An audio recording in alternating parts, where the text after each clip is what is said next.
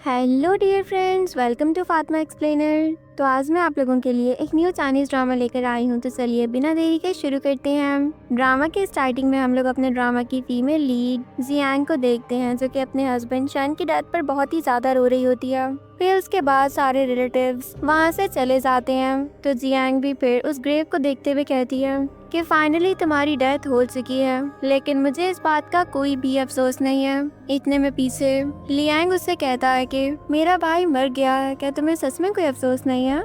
तो जियांग फिर पीछे मुड़ती है और वो लियांग को कहती है कि तुम भी तो यही सब कुछ चाहते थे ना, तो मुझे तो नहीं लगता कि तुम्हें भी इस बात का कोई अफसोस होगा।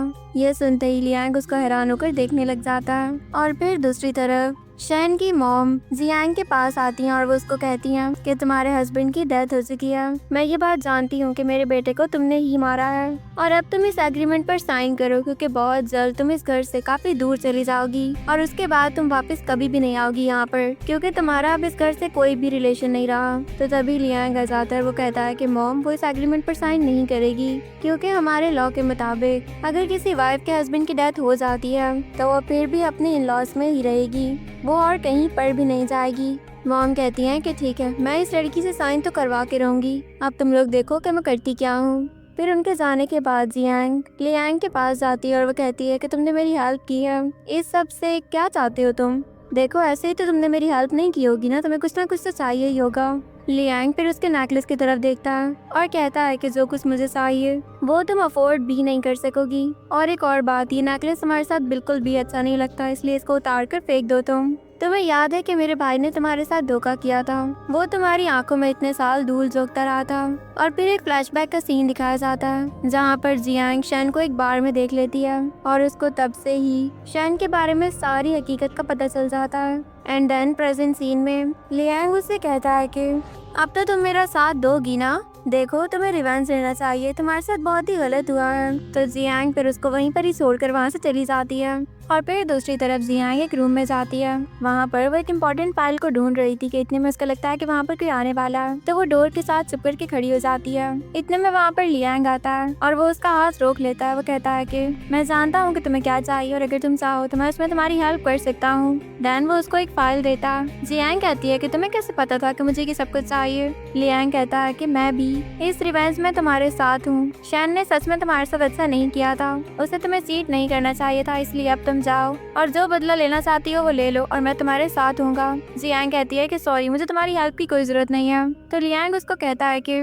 देखो, अगर तुम एक दरख्त को काटना चाहती हो तो तुम्हें उसको जड़ से उखाड़ना पड़ेगा, अगर तुम उसको ऊपर से काट दोगी तो वो दोबारा से उगकर खड़ा हो जाएगा, और इस तरह तुम बार बार उसको काटती रहोगी। तो इसीलिए तुम उसको जड़ से उखाड़ो और इसके लिए तुम्हें मेरी हेल्प की जरूरत पड़ेगी। ये देखकर जियांग कुछ सोचने लगती है और दूसरी तरफ जियांग ड्रिंक कर रही होती है। तभी वो शैन को कॉल करती है, तो वहाँ पर शैन किसी और के साथ होता है और वो उसको कहता है कि मैं घर आकर तुमसे बात करूंगा, मैं अभी बहुत ही इंपॉर्टेंट मीटिंग में हूँ और मेरे पास टाइम नहीं है तुमसे मिलने का। फिर वो कॉल कट कर देता है। ये देखकर वो पागलों की तरह हंसने लगती है और ड्रिंक करने लग जाती है। इतने में दूसरी तरफ शैन की कार को कोई दूसरी कार आकर हिट कर देती है और फिर अगले सीन में वहाँ पर एम्बुलेंस पहुँच चुकी थी। शैन को सीपीआर देने की कोशिश की जा रही होती है और डॉक्टर कहते हैं कि हमें नहीं लगता कि ये जिंदा रह पाएगा, प्लीज आप लोग इसकी फैमिली को जाकर इन्फॉर्म कर दें। और वहाँ पर जियांग सब कुछ अपनी आंखों से देख रही होती है और तब भी वो पागलों की तरह हंसने लगती है और फिर वो रोने लग जाती है।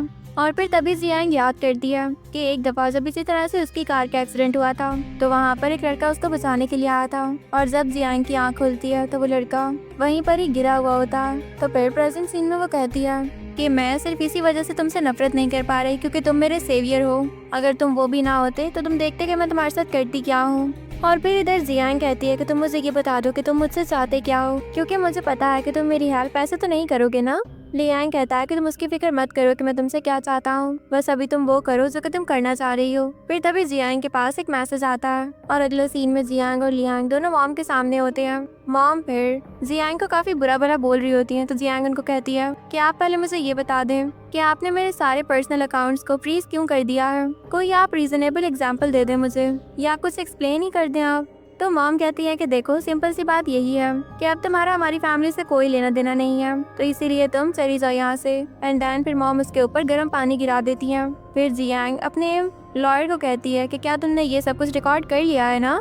तो वो कहता है कि हाँ, मैं सब कुछ रिकॉर्ड कर चुका हूँ, एक एक चीज़ रिकॉर्ड हो चुकी है। फिर उसके बाद वो अपना कैमरा ऑफ कर देता है। तो उसके बाद जियांग जाकर मॉम के फेस पर भी वैसे ही गर्म पानी गिरा देती हैं, जिसके बाद वो बहुत ही ज्यादा चीखती हैं और कहती हैं कि तुम मेरे साथ ऐसा कैसे कर सकती हो, क्या तुम्हारे अंदर तमीज नाम की चीज खत्म हो चुकी है। तो लियांग कहता है कि मॉम प्लीज आप मेरी बात को समझने की कोशिश करें, जियांग को इस तरह से ट्रीट मत करें आप, क्योंकि अगर ये वीडियो वायरल चली गई और ये हेडलाइंस बन गई तो आपको पता है कि हमारी कंपनी की स्टॉक प्राइस वैसे ही बहुत डाउन हो जाएगी, आपको इस बात को समझना चाहिए।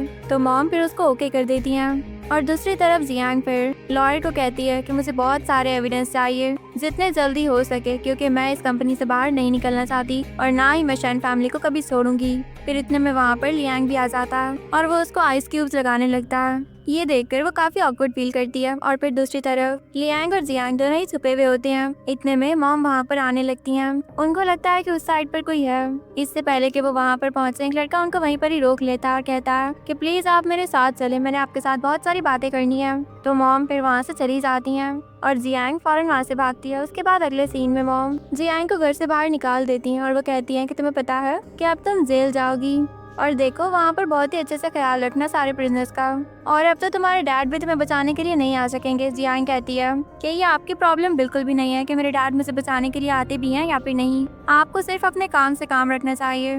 फिर उसके बाद वो अपना सामान वहाँ से उठाकर चली जाती है और लियांग भी ऊपर से इसको जाते हुए देख रहा होता है। और अगले सीन में जियांग को चलते चलते रात हो जाती है। तभी वहीं पर उसकी तबीयत बहुत ही ज्यादा खराब हो जाती है। तो वहाँ पर लियांग आ जाता है। जियांग कहती है कि तुम यहाँ पर क्या कर रहे हो। लियांग उससे कहता है कि मुझे एक जगह का पता है, वहाँ पर तुम जाकर रेस्ट कर सकती हो, वो घर तुम्हारे लिए काफी सेफ रहेगा। फिर उसके बाद जियांग एक बार में आती है। वहाँ पर वो ड्रिंक करने वाली होती है कि तभी उसके हाथ से वो ग्लास टूट कर गिर जाता है। तो तभी लियांग भागता हुआ आता है और वो उसको प्रोटेक्ट कर लेता है। तो जियांग उसको कहती है कि तुम यहाँ पर कर क्या रहे हो, मुझे पहले तुम ये बता दो, चले जाओ तुम यहाँ से, मुझे शैन फैमिली से कोई भी रिलेशन नहीं रखना।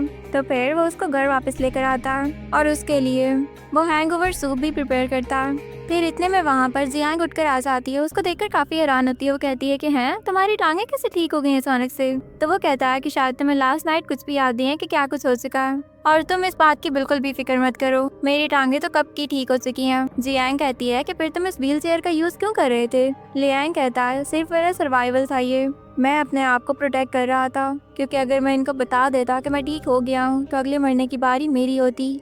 फिर हमें पास्ट का एक सीन दिखाया जाता है जब लियांग बहुत ही ज्यादा रो रहा होता है कि इतने में शैन अपनी मॉम से कहता है कि ये सारा प्लान तो ठीक है, हम लोग रफला भी कर लेंगे, लेकिन अगर इस सब के बारे में लियांग को पता चल गया तो वो फिर क्या रिएक्ट करेगा। मॉम कहती है कि तुम फिक्र मत करो, वो वैसे ही पैरालाइज है, वो कुछ भी नहीं कर सकता, और अगर उसने कुछ किया तो हम उसको मार डालेंगे। देन प्रेजेंट सीन में लियांग कहता है इसी वजह से मैंने सोचा था कि मैं हमेशा अपने आप को पैरालाइज ही दिखाऊंगा ताकि मैं अपने आप को प्रोटेक्ट कर पाऊँ। तो जियांग कहती है कैसा, तो यानी कि तुम बहुत पहले से जानते थे कि तुम्हारी मॉम की क्या असलियत है और अब तुम मुझे यूज कर रहे हो ताकि तुम अपनी मॉम से रिवेंज ले सको, काफी अच्छा प्लान है तुम्हारा। लियांग कहता है कि मैं तुम्हें यूज नहीं कर रहा, बल्कि हम दोनों अब एक ही बोट के मुसाफिर हैं और हम लोगों को मिलकर सोचना होगा कि शैन फैमिली को इविल से बाहर कैसे निकाला जा सकता है। तो फिर जियांग उसको देखते हुए सोचती है कि ये सब कुछ इसका प्लान था, तो यानी कि ये मुझे यूज कर रहा है, क्या ये भी इसके प्लान में शामिल होगा। फिर वो कहती है कि ये ड्रिंक बहुत मजे की है, ये कह के वो वहाँ से चली जाती है। और फिर अगले सीन में मॉम ने बोर्ड ऑफ डायरेक्टर्स की मीटिंग बुलाई हुई होती है और वहाँ पर जियांग भी होती है। मॉम वहाँ पर जियांग और लियांग के साथ में फोटोज सब लोगों को दिखाती हैं और वो कहती हैं कि मैं बस इतना चाहती हूँ कि इस लड़की को बोर्ड ऑफ डायरेक्टर्स से हटा दिया जाए, क्योंकि ये यहाँ पर रहने के काबिल ही नहीं है। इतने में वहाँ पर लियांग आ जाता है और वो कहता है कि मेरी मॉम ने जो कुछ कहा है वो बिल्कुल गलत है, इसने मुझे सीरियस नहीं किया था, बल्कि मैं वो पहला इंसान था जिसने इसको परस्यू किया है, तो इसीलिए प्लीज आप लोग इसके बारे में कोई भी गलत बात मत सोचें।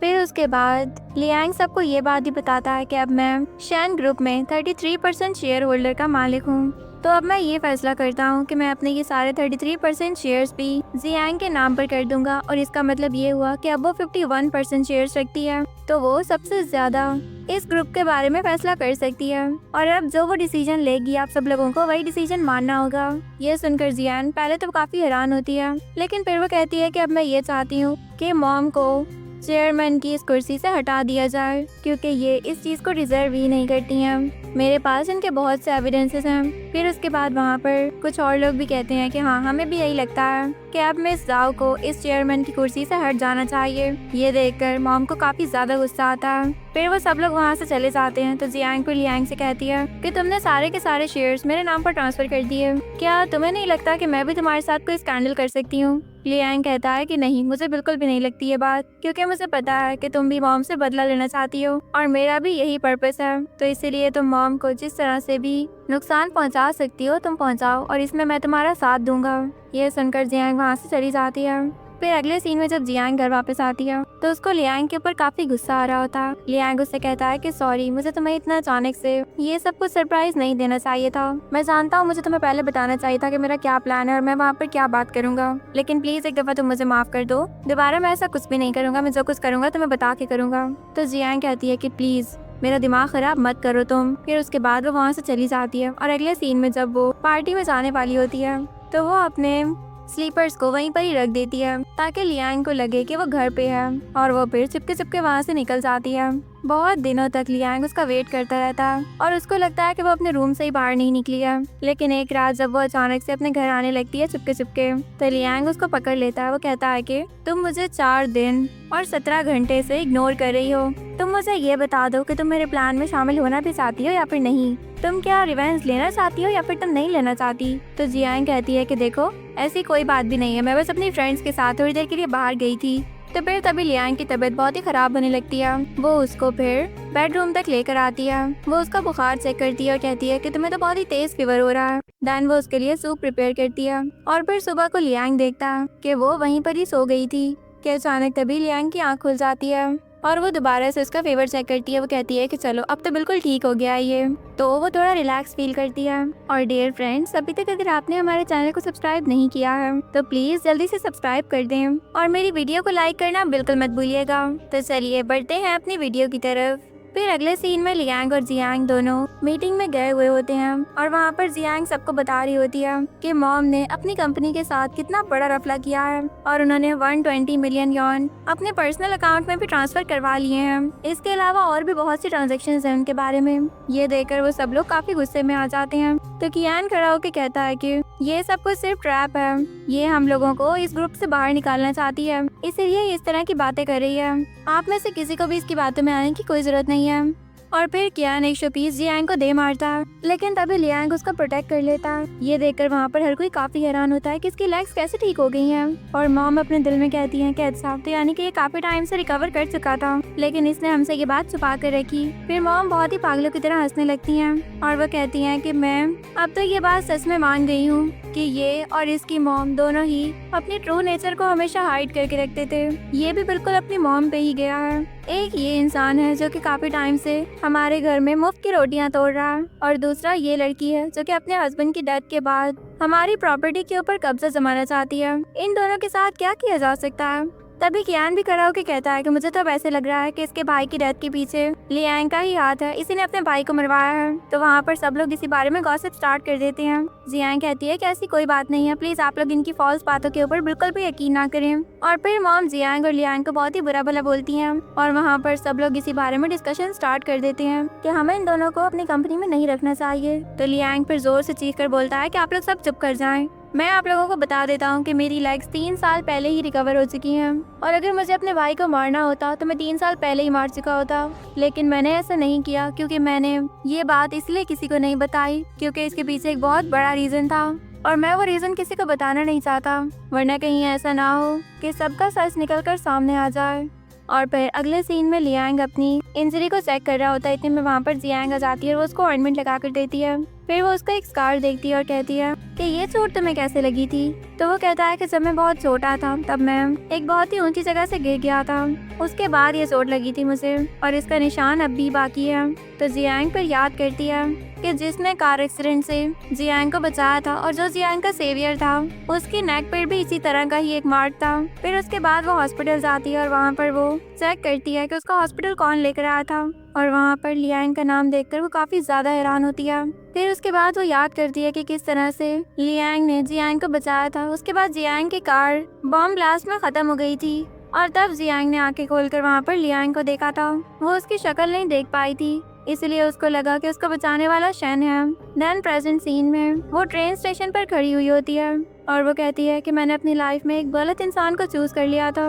मुझे ये बात पहले क्यों ना पता चल सकी कि मेरा असल सेवियर कौन है। फिर इतने में वहाँ पर ट्रेन आने लगती है तो लियांग उसको बचा लेता है और वो उसको कहता है कि तुम पागल हो चुकी हो, तुम्हारा दिमाग खराब हो चुका है, तुम इस तरह से अपनी लाइफ को रिस्क पर डालोगी अब। तो वो कहती है कि हाँ, मैं हो चुकी हूँ पागल और मैं पागल ही रहना चाहती हूँ। तुम मुझे ये बताओ कि तुमने मुझे ये बात पहले क्यों नहीं बताई कि तुम मेरी लाइफ के सेवियर हो, तुम्हें मुझे ये बात पहले बता देनी चाहिए थी। वो कहता है कि मैं तुम्हें ये बात बताने वाला था, लेकिन तब तक तुम अपनी लाइफ का एक बहुत अहम डिसीजन ले चुकी थी। तुमने ये बात सोच ली थी कि अब तुम शन से ही शादी करोगी, तो इसलिए मैं तुम्हें नहीं बता पाया और इसका मुझे कोई फायदा भी नहीं लगा। और फिर वो उसको कंसोल करने लगता है। दूसरी तरफ मॉम और कियान अपना अपना काम खत्म कर रही होती हैं। मॉम कियान को एक यूएसबी देती हैं और कहती हैं कि जल्दी से इसके अंदर से सारे रिकॉर्ड्स डिलीट कर दो, हमारे खिलाफ कोई भी बात नहीं रहनी चाहिए, हम लोगों को अभी के अभी यहाँ से भागना होगा।